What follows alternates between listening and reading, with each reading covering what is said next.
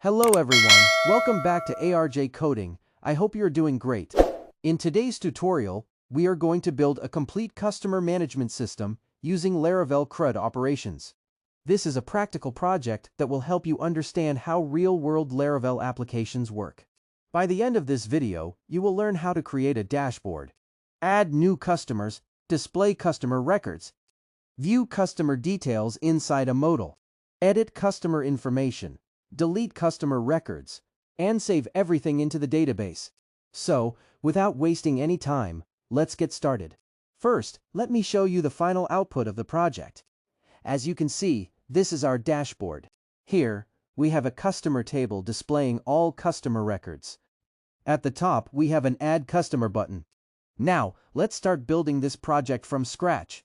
The first step is creating our Laravel project and setting up the database connection. We will update the env file with our database name, username, and pass.